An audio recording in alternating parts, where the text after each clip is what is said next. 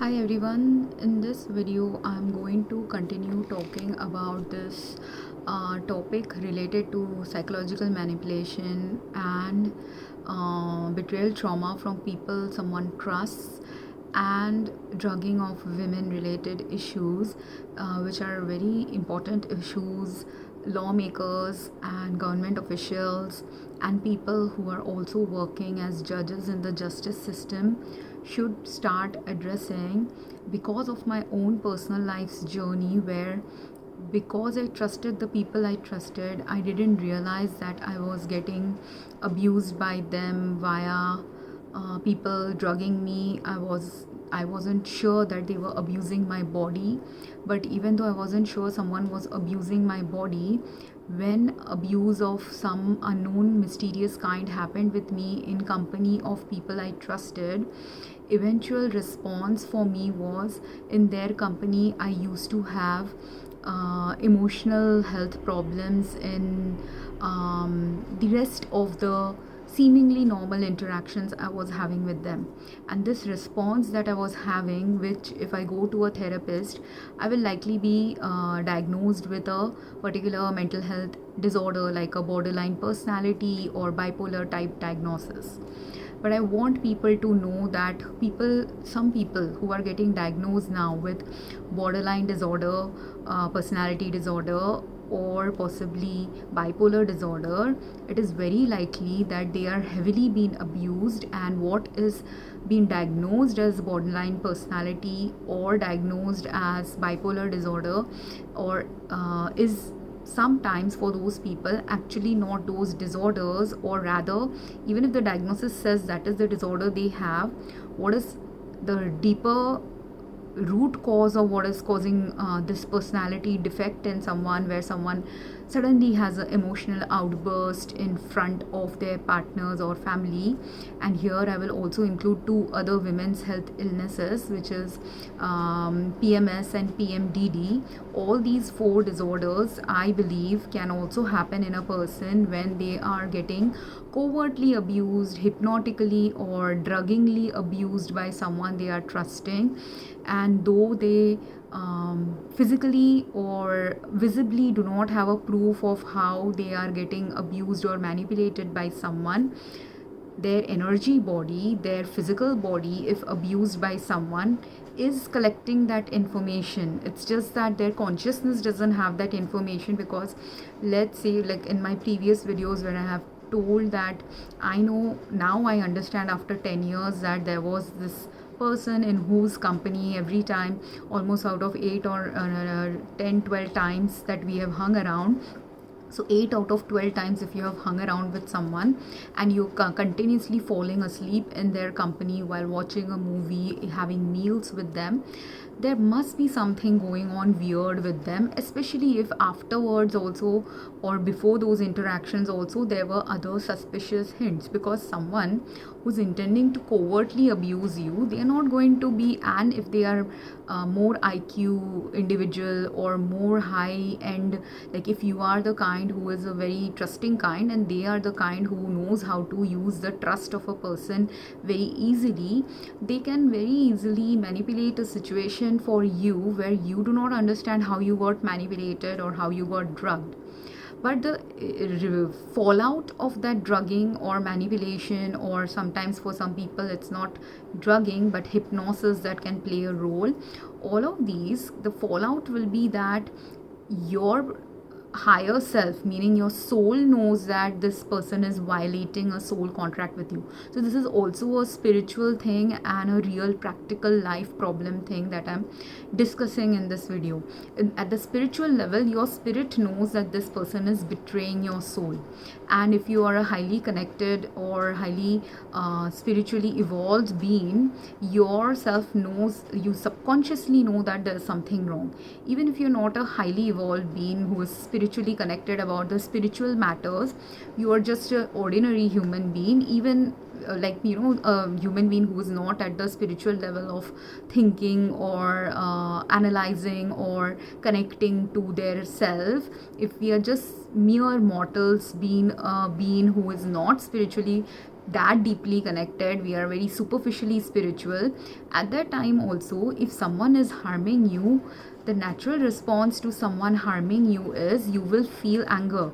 Like when you are taking a like, I have never myself witnessed this thing, but I had dreamt once about a slaughterhouse like incidences in my dreams, where someone was taking a animal for slaughter.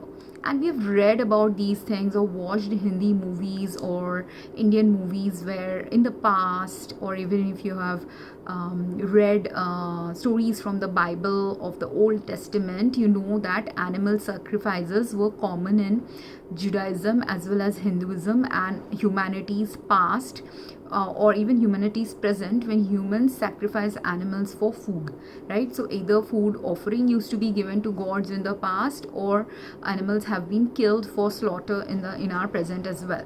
So anyone who's a butcher, they know that when they are killing an animal, or anyone who has been an executioner, and we have all watched these kind of movies in our recent years, even if we have never ourselves gone to a butcher, and never, I have started being a vegetarian in recent years, but all of these things related to animal sacrifices for food purpose or for prayer purposes, or if some human was punished via a sacrifice. And I have done also animal sacrifices in my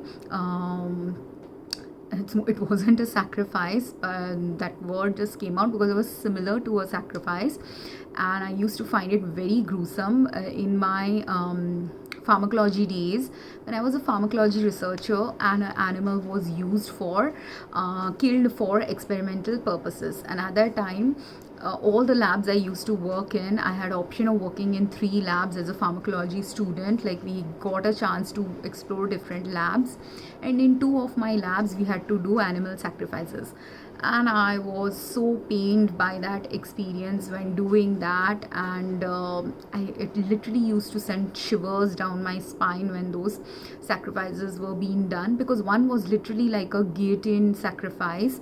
It was a smaller version of a guillotine used for I don't even want to think about it, but this was the level of experiments we used to do as a pharmacology student. And this is relevant because many of my friends who were researchers like me, they all were and I'm talking about my Indian and American friends who were my classmates, who were my batchmates, who, because we came from India around the same time in US, we ended up becoming friends, because you do gravitate towards people from your own culture when you are new to a place, and someone more familiar will initially seem like a good person to hang out with.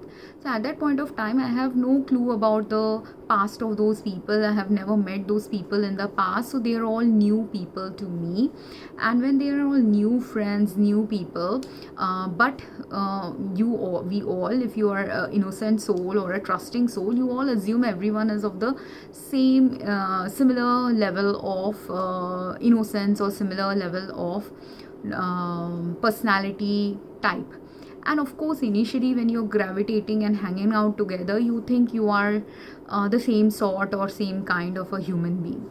But in those experiences only, where I have mentioned one of my exes again and again in some of my videos, because while there was this aspect of me which was very deeply and soulfully and meaningfully connected to that person, there is another aspect of me which the personality that used to have fights with him regarding sexual boundaries. I've mentioned that in the past, but in the past, I used to believe that he was at least a normal guy or a good enough guy who was okay with me violating, like when he was violating the sexual boundaries. If I have now broken off with him after him violating some sexual boundaries in the relationship, I assume that he is a normal guy who is okay with that rejection.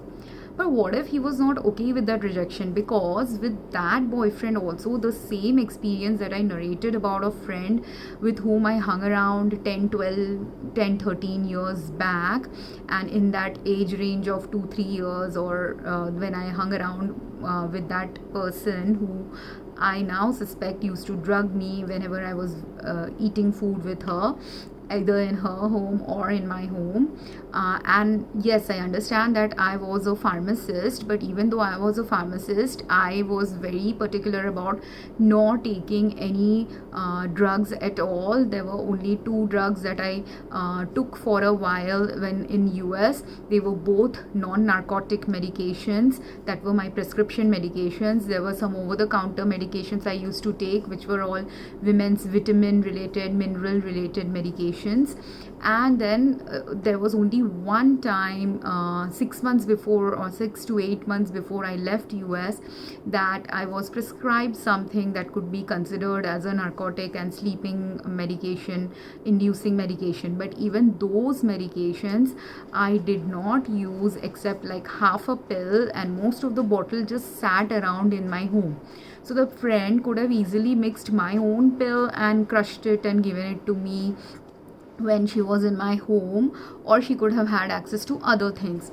And considering the kind of drowsiness and grogginess I had, I believe that it was not the pill that I had in my name at that time in my home that was given to me, because that pill, how those pills impacted my health, the drowsiness, again with different medications, your body will respond to different medications in a different way. And if it's a medication you have taken at least 2-3 times, you know how that medication impacts your body. And if you have taken something for a week or taken something for a month, you know how, or a couple of weeks, you know how those kind of medications impact your brain functions and functionality.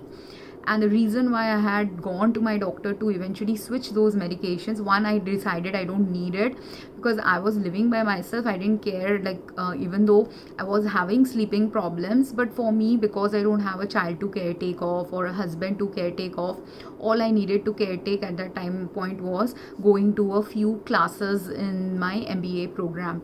So because I had only a few classes to take in my MBA program, and they weren't very heavy loaded classes at that time, because I was at the tail end of the program, and because I was at that point of time focusing more on marriage related issues, that was where my focus was going. And if you're in a marriage also, if you're in a personal life interacting with someone, I always prefer to have a clarity of thought. My clarity of thought is very important to me.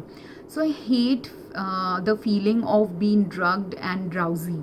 And because I hate the feeling of being drugged and drowsy, and I do not like to exist in that status, especially when I'm working or studying, or when I'm in a relationship with someone. In all these three cases, I always want very good mental clarity. And at that time, I also had the issue of not knowing whether I'm going to stay in US, whether I'm going to leave US.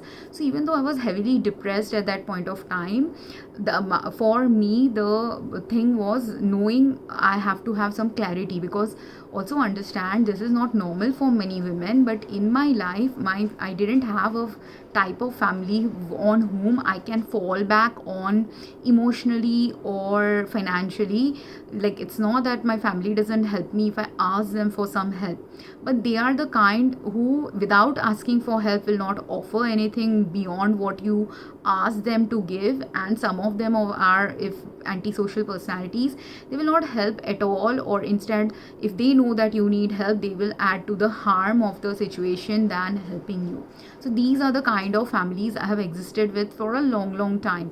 And the people who are the helping kind, I'm also not the kind who takes advantage of someone willy-nilly. So even if I asked help for someone, that was a very desperate situation one time when I asked a cousin for some monetary help, knowing that cousin has a good salary range, and that for them that amount would not be a very painful amount to share with someone. That's why I asked that cousin for that money.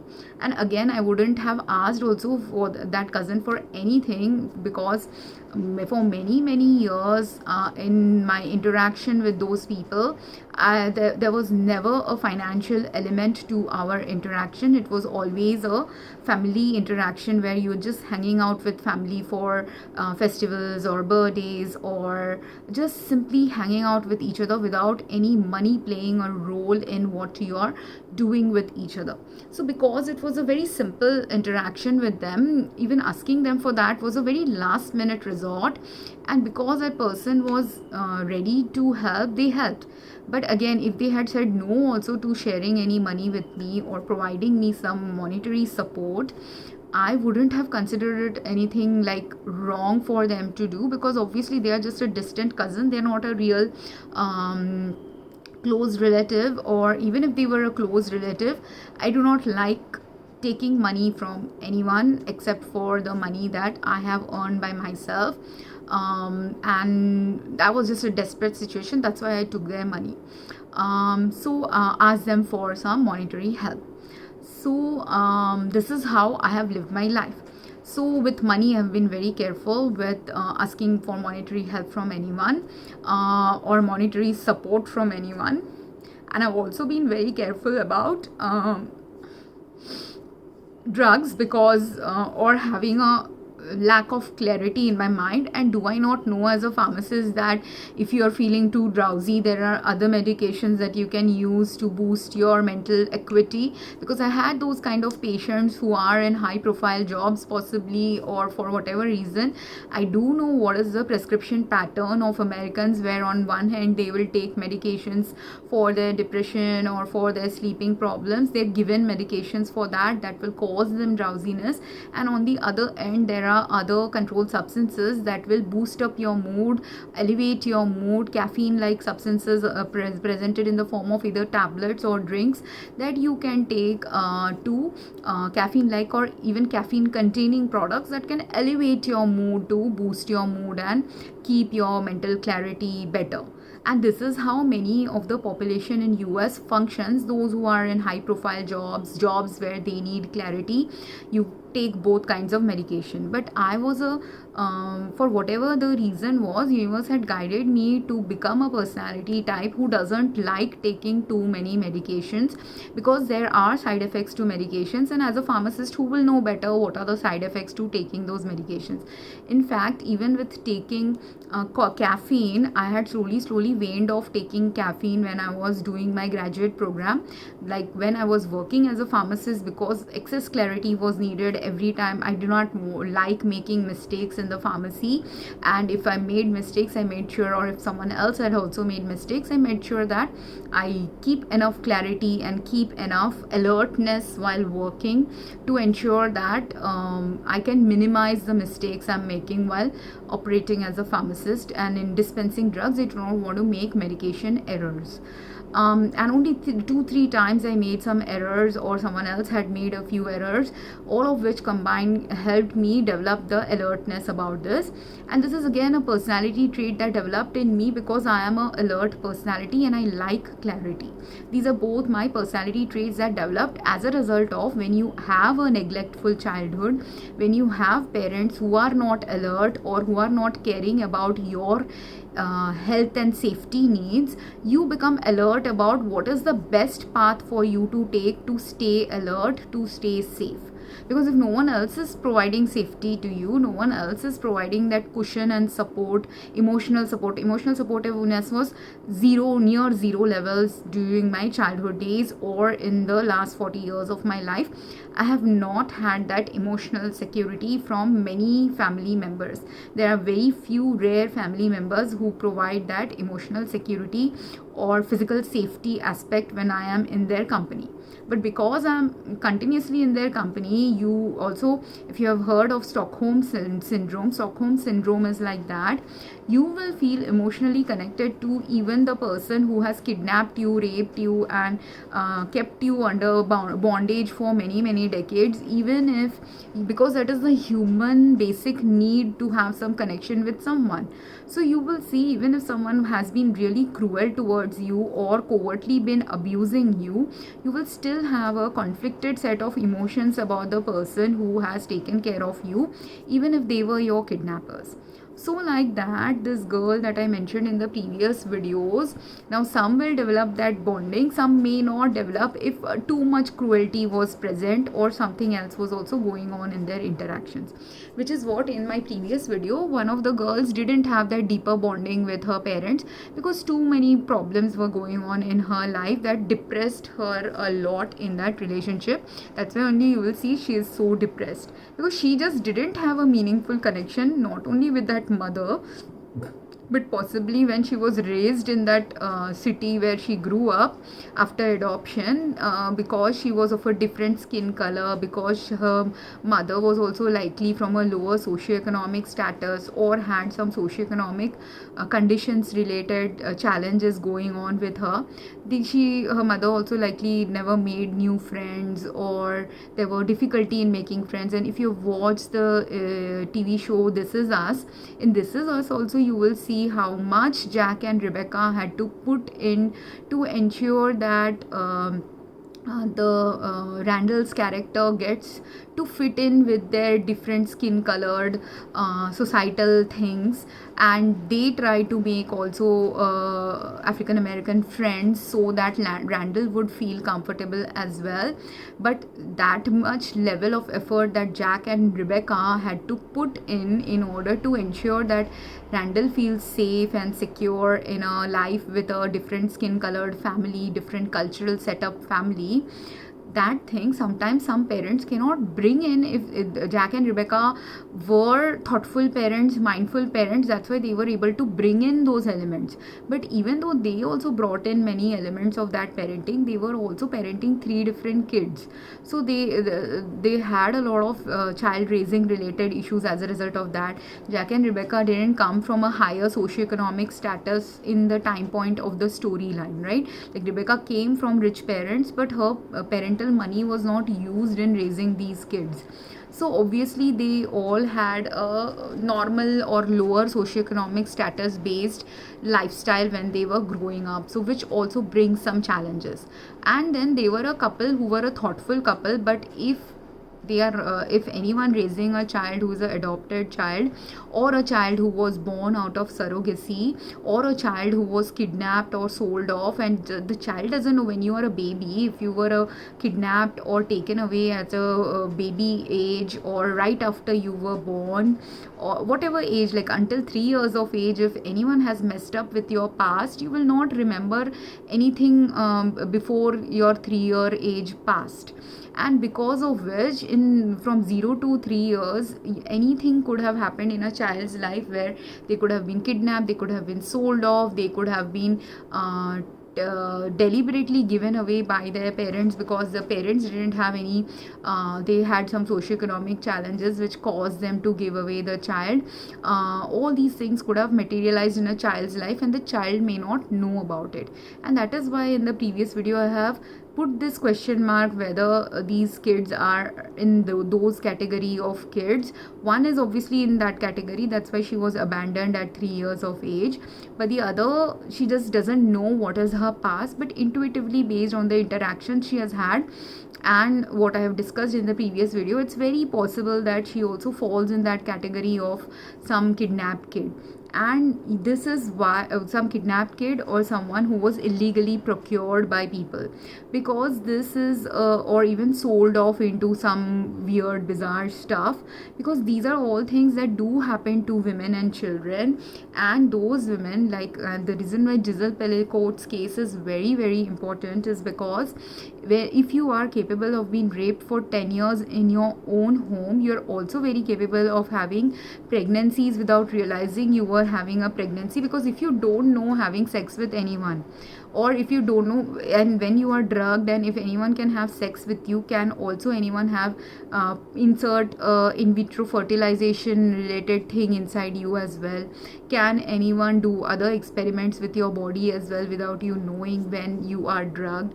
So that thing is very important. Just because now the video has emerged of her being raped doesn't mean that raped and all these men sleeping with her doesn't mean that that is the only thing that happened with her. There could have been other things that were not recorded, that were deliberately not recorded, that she doesn't know has happened with her.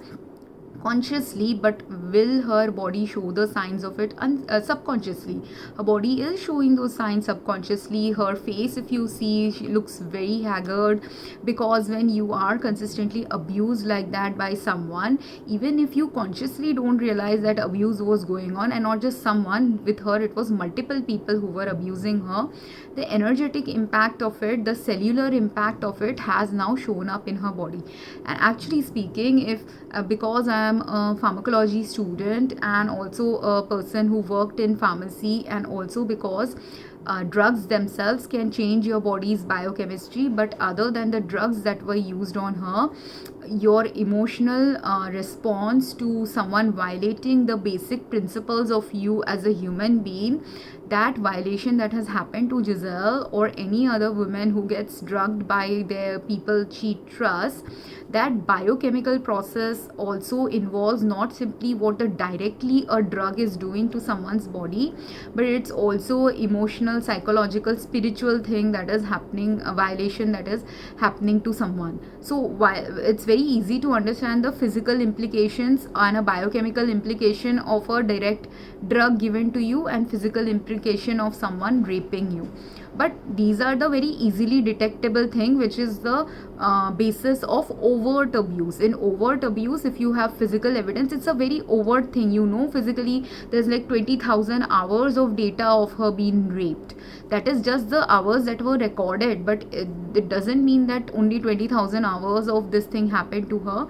It's actually 20,000 plus hours. So that is also something someone who is judging these cases needs to look into. When you are judging, when you are investigating, understand that what you have discovered is sometimes going to be either a partial evidence. It's still not the complete evidence, because people who are high level criminals or who have continued criminal activities for many years, they have been able to do those activities for so many years because they first must have tried and tested their crimes on people whose crimes were not recorded, whose crimes were not detected, whose crimes don't have 20,000 hours of video recording as well.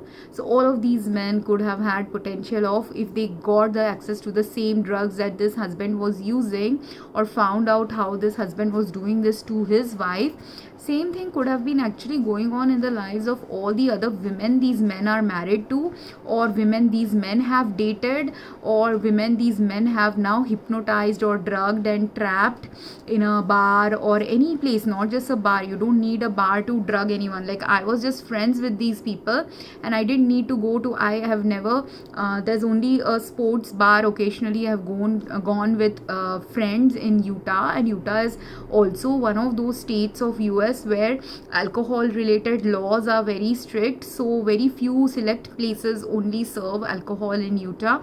And I was like a Mormon only in my personality and habits, so I very rarely drank any alcoholic drinks in presence of a boyfriend or a husband. So many of the times when I have been drugged, they were the times when I was not consuming alcohol, I was not consuming any drugs that should lead to my drugging or drowsiness or sleepiness. But despite that, in the first boyfriend's case also, there are instances with him, I interacted with him, let's say 50 times or 40 times, and in those 40 times that I have interacted with him, trusted him, shared the same home or a trip with him, in all of those instances, while with this other friend where I majority, like out of I roughly said like this, that 8 out of 10, 12 times I interacted with her socially. Actually it was more than 12, but the places where I was eating food with her, in all of those times, majority of the times I felt drowsy. Whereas with the boyfriend, there were many times I have eaten food and I didn't feel drowsy, but there are many times I have eaten food in his home where I felt extremely drowsy. Or when we had gone on some trips, like we used to, like when you're a girlfriend boyfriend, you will go on trips, like so. And Utah is a state where you go, there are so many national parks in Utah. So a few of the national parks in Utah, around Utah, I had visited with that boyfriend, and in some of those trips I was feeling extremely drowsy. I had slept throughout in a way where I felt, and there were some clairvoyant like dreams also I had during those times in those trips. And again, not knowing how a psychedelic drug or a drug that causes drowsiness or a hypnotic drug will impact you, I didn't know whether, at that time I didn't realize that this is how these drugs impact. Because I didn't mention it in this video. I'll link that video maybe possibly later, because I'm not 100% sure what I have stated in that video, whether it makes sense. So I might have to make a new video to give more clarity to what I'm saying. But how a drug that is a sedative hypnotic, its side effect of drowsiness will be very different from a drug. So a drug that is used for sleeping, how the sleeping, a prescribed sleeping med, how it will cause drowsiness is very different from a drowsiness of an antihistamine drug, is very different from the drowsiness of a SSRI. And I'm talking about these three things is drowsiness impact is because I was prescribed all these three drugs at different time points, where the sleeping drug I only took 1 or 2 tablets and that's it, and never took more. SSRIs and antihistamines I have taken for cold related purposes, and in fact sometimes antihistamines I would consume occasionally as well for my sleeping problems if I really needed to sleep someday. But because I liked clarity and because I do not enjoy taking medications, when my drowsiness level was a functional health problem, I stopped taking those medications or started looking for alternative routes to change my habits, so that if it is like a breakup from a boyfriend causing me a sadness and causing me some anxiety about my future, or whatever it is that is going on in my life causing me this lack of sleep, I worked on that anxiety. Like I can take the serenity prayer that I have posted in many of my videos. The reason I do believe in it, so serenity prayer says you take charge of the things that you can change. So and while most people think that if you're having sleeping problem, take a sleeping med, that solves your problem, that only solves the problem temporarily. It doesn't solve your problem long term, because if you have anxiety because of something going on in your life, which is a life related challenge where you are looking for a job, you don't know where your next salary is going to come, if anxiety is arising from that, you have to search for a job, right? And which is what I have done. When I have anxiety because of job related, future related purposes, I'm working on that. When I have anxiety, but when I didn't know I had anxiety because of pesticide exposure, which is what also happened in US. So part of my reason for not sleeping was also not just the future related questions that I had, which I was working on at that time actively, but the second part was because of the exposure to pesticides in the home environment, local garden environment and things like that. So that pesticide exposure related anxiety didn't click for me, even though the information related to pesticide exposures or pesticide poisoning causing anxiety in patients is something I had studied almost 12-15 years before I had the anxiety related symptoms related to pesticide exposure. But another 10 years down the line, when repeating pesticide exposures were happening to me when I was living in India, that is when after pesticide exposure related anxiety cropping up in my health, as well as people who live in my homes who also have pesticide exposures, who also show heightened status of anxiety, I finally realized that pesticide exposures from food, water, air, clothes, all of which can lead to someone having anxiety related symptoms as a result of usage of pesticides. You may also have seen in some of my videos, my knee sometimes jerks up suddenly while I'm making these videos, and people might think it is because I'm an anxious personality.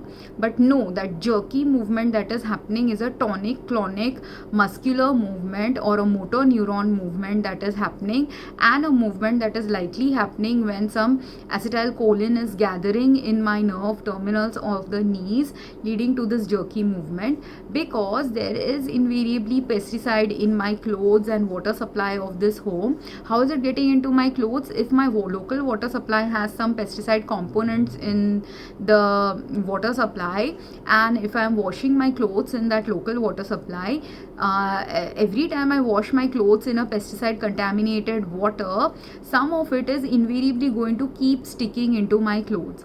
And then if I wear those clothes regularly, repeatedly, and enough pesticides have accumulated now in my clothes, anytime I wear a cloth that has some invariable pesticide exposure in it, that is slowly getting absorbed in my body.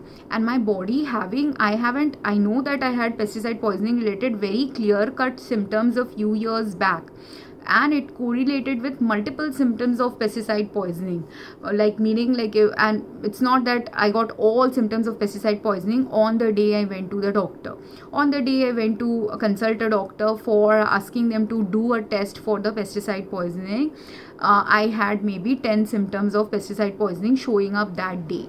But over a period of year, because this is slow pesticide poisoning, this was slow exposure to pesticide leading to these symptoms, which is causing my leg to now have this jerky movement anytime acetylcholine is accumulating in my nerve terminals, in the joint areas where suddenly this movement is happening for me. That thing is a very obvious sign of a particular kind of pesticide having enough of it has accumulated in my body for me to give this movement. And if the right testing is approved by a doctor, then after that testing has been done, then only I can get detoxed for the pesticide that has accumulated in the body. But until then, until no one is detoxing me, no one is agreeing that I actually have pesticides in my body, if no one else agrees, will the symptom of that not manifest in my body? It will manifest. So it does manifest, and when it does manifest, it will manifest as these jerky movements. It will manifest if enough has accumulated in the brains. It will lead to anxious responses. So that is also part of the poisoning response that was happening. So again, at that point of time, when I know I'm having anxiety issue, when I'm having I can take a medication to suppress that anxiety and feel sleepy. But as I said, for me it is important to have mental clarity. I was doing MBA program, I was doing MHA program, I was working as a pharmacist. All these things, and majority of my life in US, I did all these things where intellectual capacity of mine was getting used a lot over the 13 years I lived there. And my intellectual capacity worked functionally better when I have mental clarity, when I am free of taking any drugs in my system or chemical exposures are less. So as a result, anytime I detected that a chemical is responsible for my problem that is escalating, instead of solving that problem with another chemical which can be solved, because as a pharmacist I know there are prescriptions you can get for it. You can go to a doctor and talk to a doctor to get prescriptions for it, and which kind of doctor also I have to go to, that also I know, because I have studied medicine related things in US healthcare, where I do have the information of which doctor is relevant doctor for the condition I am suffering from, if I have enough information of the condition I am suffering from. But while I do know which kind of a doctor I need to go to for a medication, if I need a medication as a solution, majority of the times I try to use a non-medical solution, because when your problems are at a manageable level of resolving, you can first take the non-medical interventions, which is also something I learned as a pharmacist only in my pharmacy continuing education courses, that the first line of therapy when you are at the borderline stages of some illness or easily manageable stages of some illness, like when I'm having minor jerky in thing, it is actually a little advanced stage of pesticide poisoning.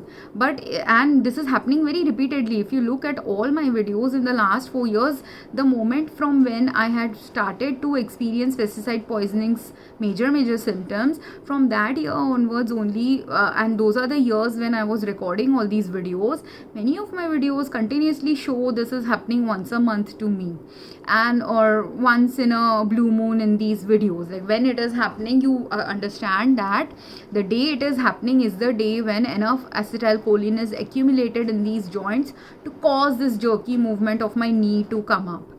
The day I do not have enough accumulated toxins in my body, or enough acetylcholine has not accumulated, that day I do not get this jerky movements of my knees.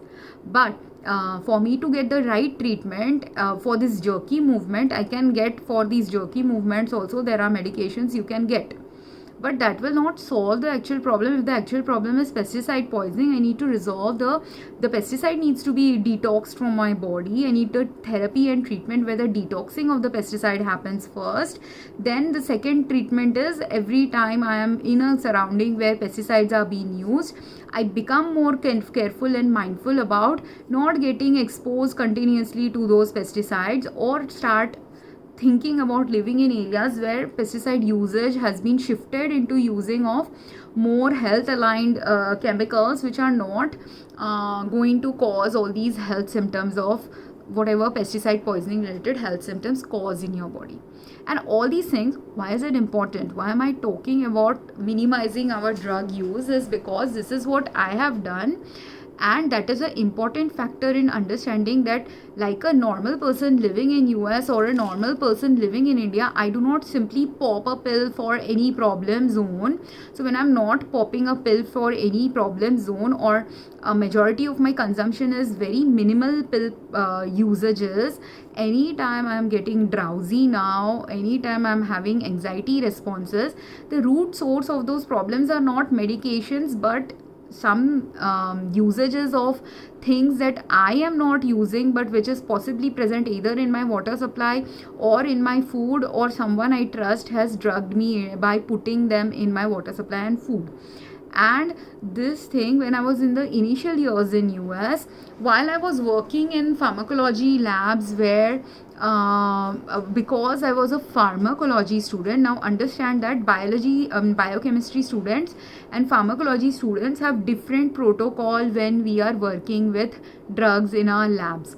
Because when, as a pharmacology student, I am working in a lab, our labs did not use, most of our labs experiments do not use drugs for killing animals. Why do we not use drugs for killing animals in pharmacology labs?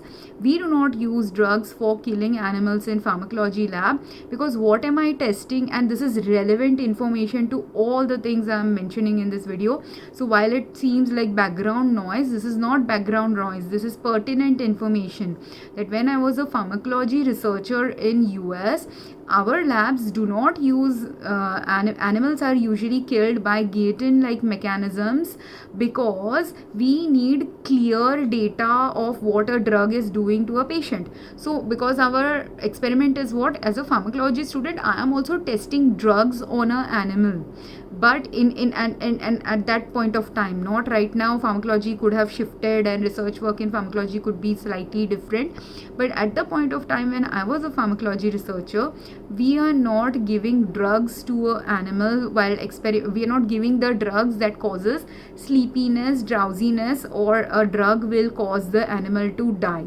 Those kind of drugs are not given to an animal, because we want to see what is going to happen to that animal when some chemical that, if I'm testing, like in one of my labs, it was a epilepsy treatment related lab. So when you are treating for epilepsy, we want to see what kind of drugs enhance epilepsy, or what kind of drugs and chemicals given to an animal will reduce epilepsy symptoms.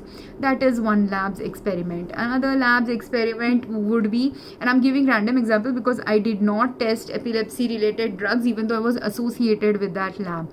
So understand, but I'm just giving this, it's an easier example than what work I did. I do not want to discuss the work I did, but understand that in one of the works I will discuss, it's a very easy thing to discuss, that for that lab's experiment we wanted to see what is going on with a particular organ of an animal. So some of these labs were very focused on particular organ system related, what harm is going on when some chemical is given to an animal.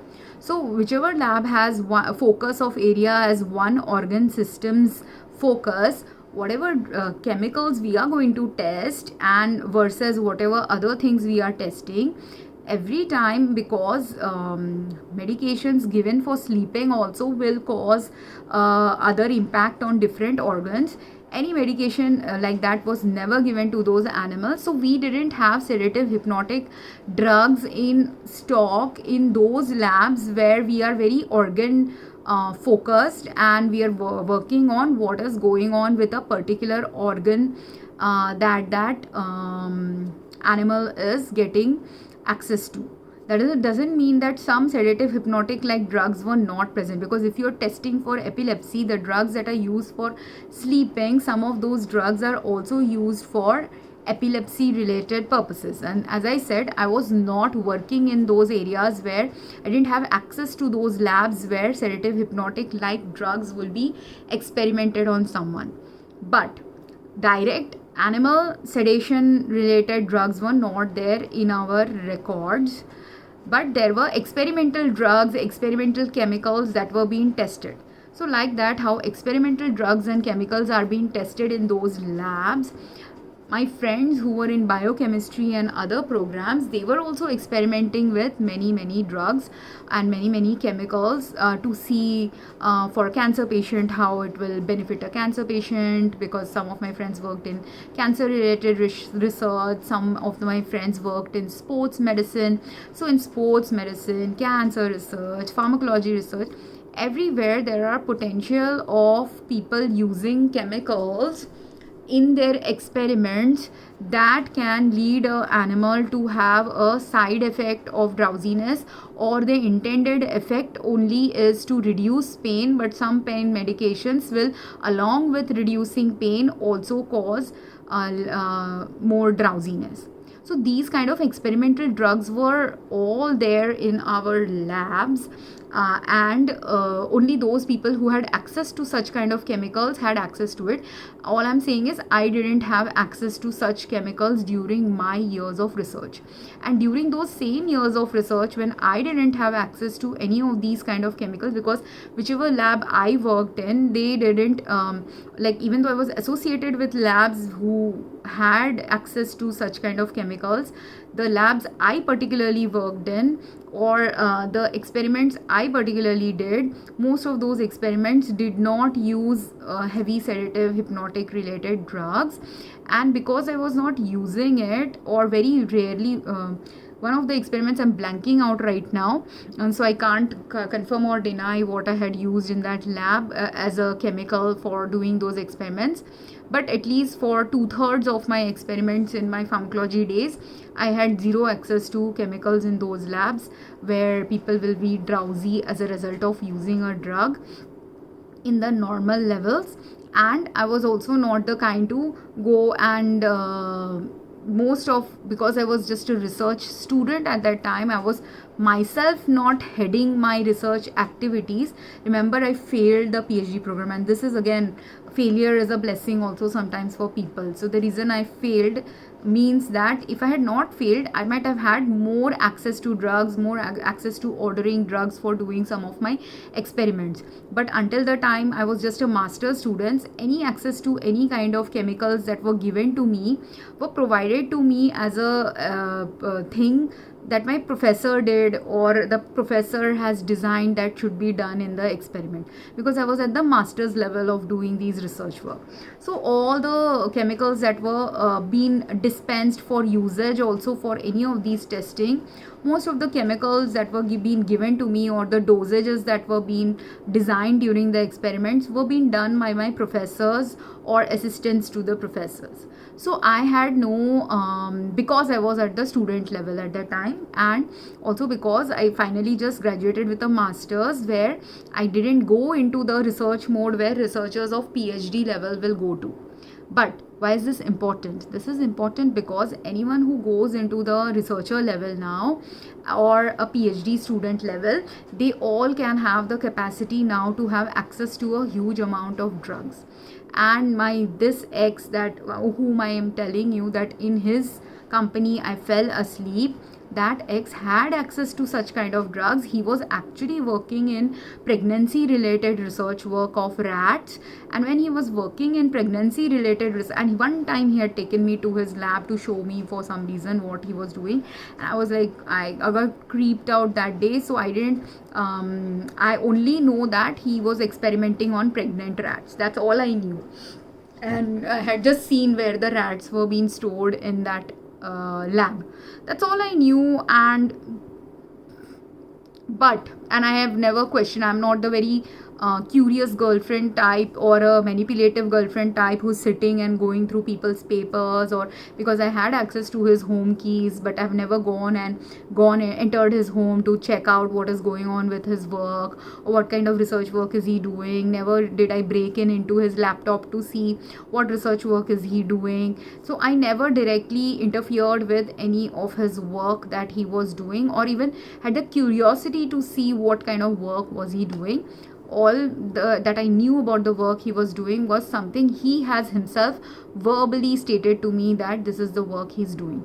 So at the time when he was doing research work on pregnancy of rats, and because when you are also treating a pregnant rat, while I don't know what chemicals he used in his labs to do those experiments, some of those chemicals, because it's a pregnant rat, will involve when dissecting a rat, when delivering a baby of a rat, because they were doing experiments on the babies. So when delivering a rat and its babies, you can do experiments where now you will be likely giving some chemicals to the rat to cause drowsiness and to cause anesthesia like activities on those animals. And if he worked in 2-3 different labs like me, because everyone gets access to working in 2-3 different labs, not just him, other patients other friends who are working on cancer research, again for cancer patient related research also, your lab could have had drugs which can cause cancer cells to the drowsiness component will be important, pain component might be important, and the drug that is used for pain can very likely be used for drowsiness and hypnotizing someone or giving sleep to someone. Same way, the same kind of drugs can be also used for the sedative hypnotic class and pain class of drugs are very easily accessible to all these students who are also researchers. So even though they are not pharmacists like me, or they are not doctoral level students, even research students can have, if they are high IQ students, they have enough knowledge, enough pharmacological knowledge, enough medical knowledge to know what medicine in what quantity, and because they are also experimenting with all of this, they also have the capacity and status to experiment with drugs on their people who trust them. Because there are 2 people, or actually 3 people I know, who have also drugged me in the past when I was drugged me in different ways, and I didn't know that they were doing that. It was very weird what happened, and I really trusted all of these people, and I didn't know. They also tried to get me to get drunk also one time during a Christmas event, and they were, apparently it was my birthday celebration they wanted to do, but in my birthday celebration also they got alcohol involved in it, and they wanted to peer pressure me into consuming alcohol. Now because I didn't used to like consuming alcohol, even though they peer pressured me, and I gave into it. But how? Like, let's say they had a margarita mix with some alcohol in it. I said, for the margarita, just give me 1 teaspoon of alcohol in it, that's it, or 1 drop of alcohol. I just want to taste the alcohol, that's it. So I would never drink alcohol in their presence, or when I did drink, I was only drinking like 1 teaspoon alcohol just to taste, like how does wine taste, I want to know, how does vodka taste, I want to know.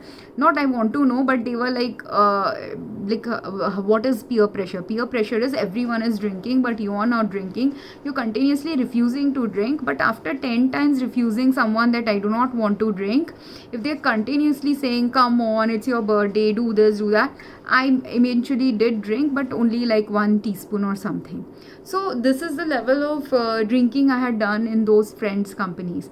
But prior to those friends drinking related things that I did with them, they did experiment with chemicals on me. One girl, she one time on wanting to, she said that everyone is dyeing their hair in Christmas time, so let's dye our hair. She was going to do it for her boyfriend. So when she was doing it for her boyfriend, she said like, there's this excess chemical dye left in the home, why don't all of you also highlight your hair with it? So she used half the dye that was or she created actually 2 dye mixes, I don't remember right now, because she had ended up coloring 4-5 people's hair with the dye material that she had, her own hair, her boyfriend's hair, and 2 other friends. So 4 of us ended up dyeing our hair with the chemical she used. But at that time also I didn't understand that she had done something wrong. But later on, when we were and that day, that was also my birthday, the celebration day. So on my birthday, I was going to take everyone for lunch. In the morning, we dyed our hair in our homes. We had lived during vacation time, I used to hang around with those friends too. So in their home, when I was hanging out in their homes, in the morning they said let's do it, and I was like, okay, it's a new thing to try on a birthday, so let's try it. So that was the first time I tried a hair dye on my hair.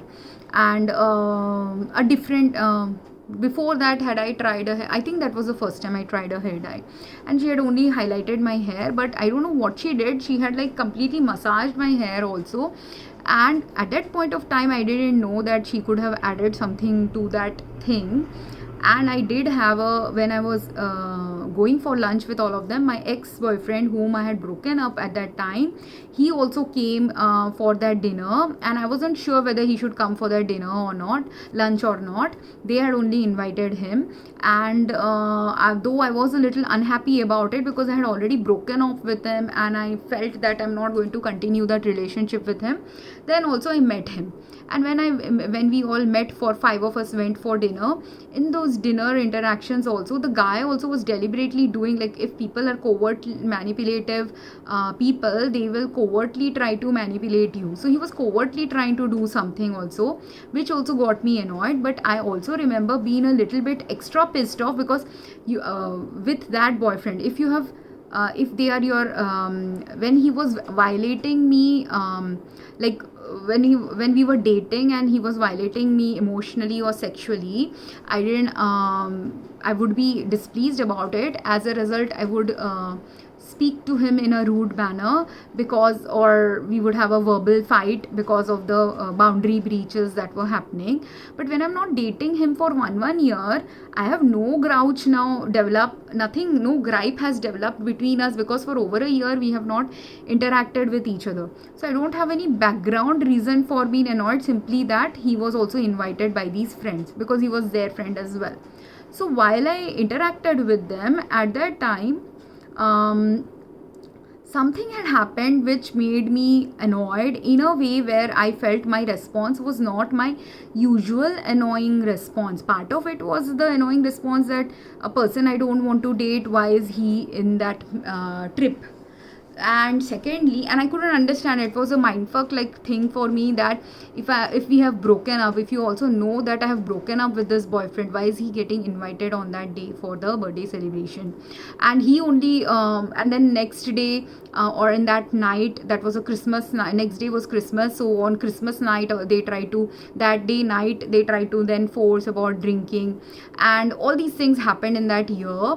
And at that point of time, I didn't realize anything suspicious was going on, because I trusted all these people. But now I'm later on correlating that some people, if they want to make someone they have harmed seem like even more toxic than they actually are as a person, they can poison someone's and she had access to, later on I realized that she had personal access because of her health issues and possibly her past history. She had access to some prescribed medications for her past history, and those prescribed medications can also, she added it, if you grind those medications that are sedative hypnotics or some other mental health illnesses medications that she has procured as a result of her own illness, if she grinds it up and puts it in people's hair dye also, it will very easily be like when you massage it, if it's a oil soluble chemical, that can easily get absorbed by your brains. And if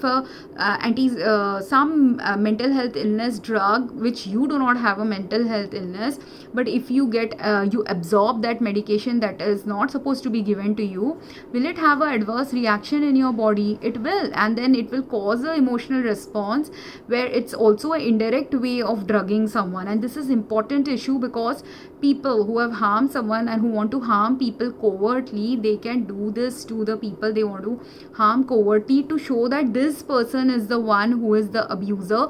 I am not the abuser, because if I get angry now, like if I get an angry response, if I get a borderline personality type response, or if someone categorizes me in these personality types, then if there is something going on in the background that I don't know, by using those excuses they can now covertly manipulate something about my life that I don't know what they are actually manipulating.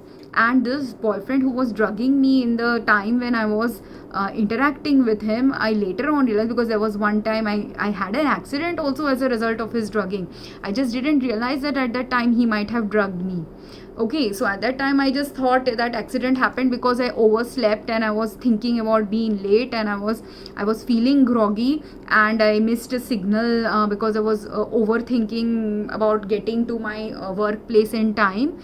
But now I realize that day also there was symptom of some slight drugging. So the same way like how the friend I have described, slowly she was likely trying to test how much of a drug she should give, like when I will be half an hour sleepy, 1 hour sleepy, 2 hours sleepy, entire night sleepy.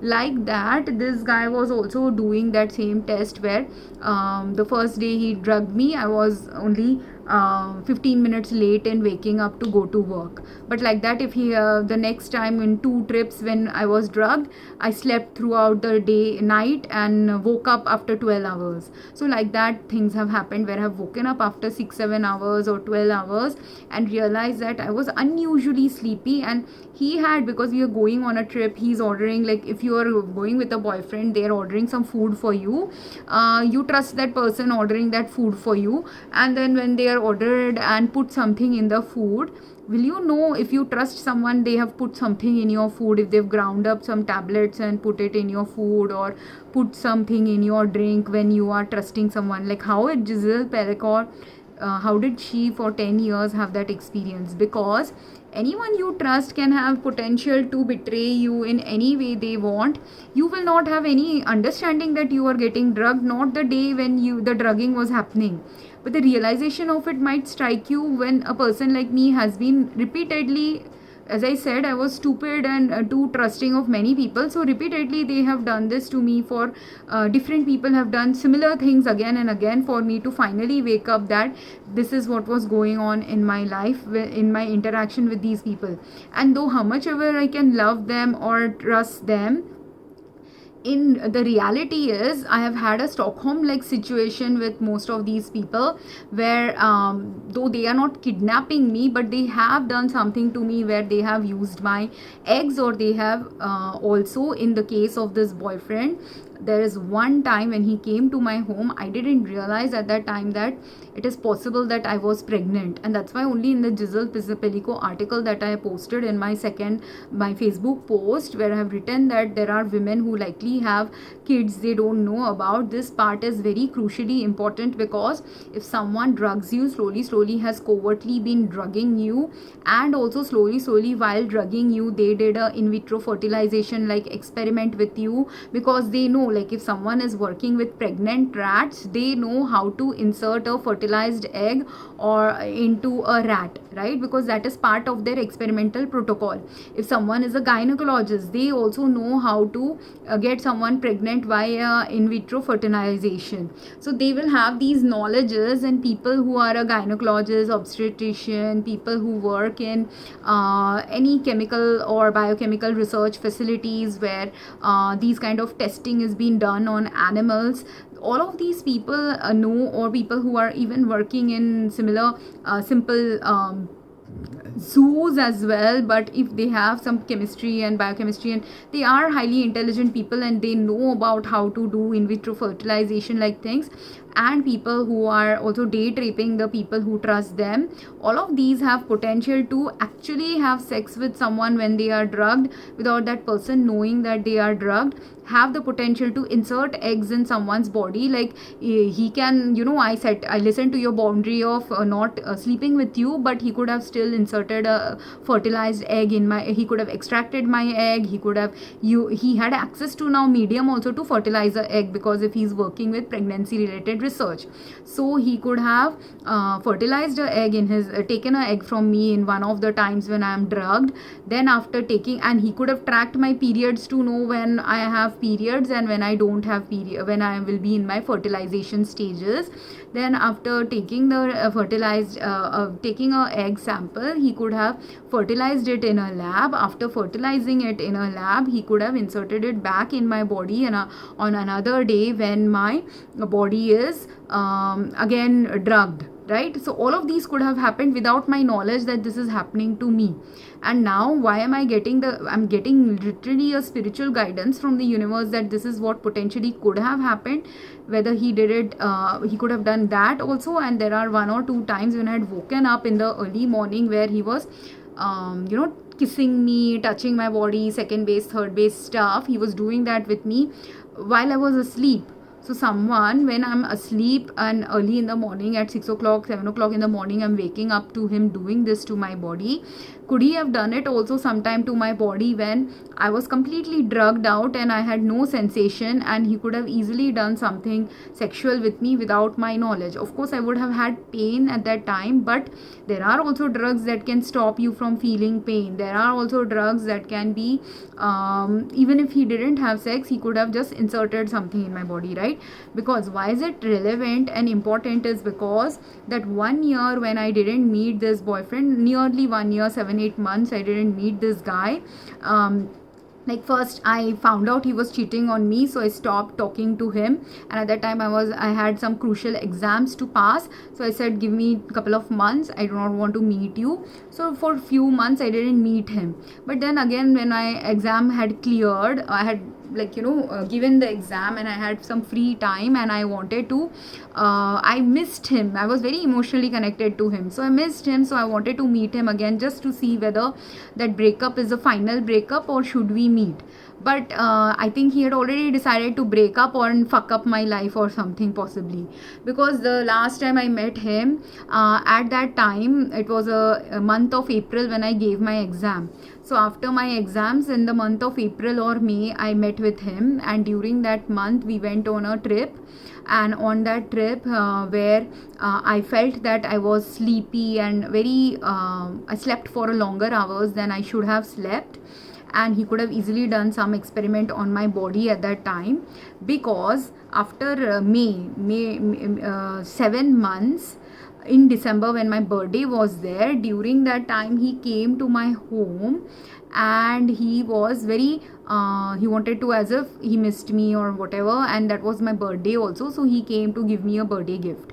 And when he came to give me a birthday gift, along with that birthday gift that he tried to give me, he again got very sexual. As I said, he was a very sexually oriented partner, so he was very sexual with me. And while being sexual with me, I remember him very surprised that my body had changed. I was looking fatter. I just thought at that time that I was just fat. I didn't know that something else could be going on, but I was looking fatter. If I look at the pictures back then of my pictures that were taken that day, I realized, and around that month, I realized that it is very likely possible that I was also pregnant. But why did I, even if I was pregnant, how did I not know that I was pregnant? Is because I was also the kind of woman who never had any period related issues. So I was continuously having periods also. I had whether my period flow had changed, I don't remember, but there are stories of women who have had periods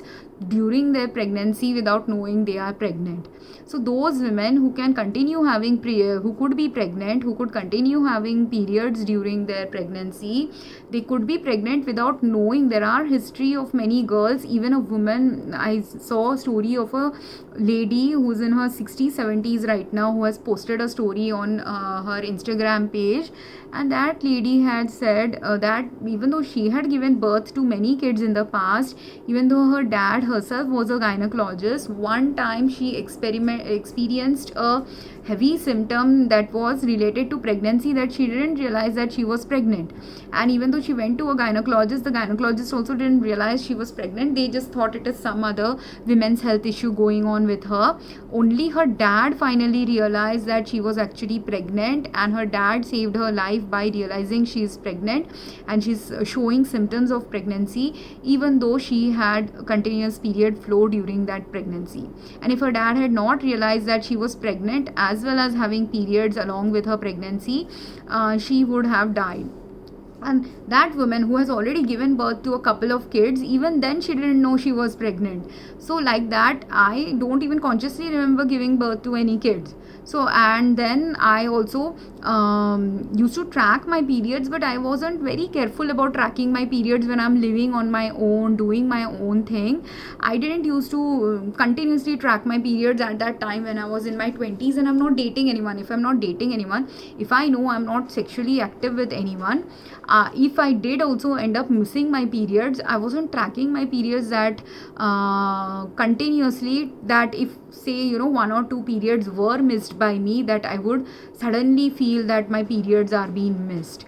So my body was showing symptoms of and he had touched me in my vaginal area, and my vaginal area was expanded. So it's now I'm realizing the way it had expanded was showing up as if a dilated uterus dilation had happened in my body. And I didn't know that, I didn't realize that I was pregnant. I didn't know that I was dilated at that time, because even though I'm a pharmacology student, I know what happens to a woman's body biologically. If I thought I have never had sex with anyone, will I ever imagine that I should be pregnant or have the insight that I could be pregnant?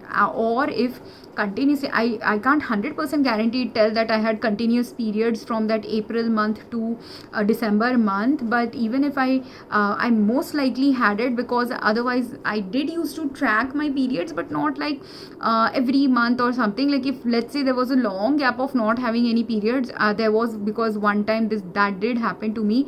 There was a long gap that I didn't have periods, and I thought, what is wrong with my body, why am I not having periods? One time this had happened to me, but I don't think it was during this time when I was potentially pregnant. And this guy, because I also remember not only in that December time the photo that was taken and the dilation like possibility could have happened in my body, when I came to India also, in India also some of my photos show as if I have a pregnant body. But it is very strange that I met with my relatives, I met with my family who have doctors in the family. No one observed that I could potentially be pregnant at that time. No one said anything about it, and no one wanted me to check it, because obviously I likely was having periods also at that time.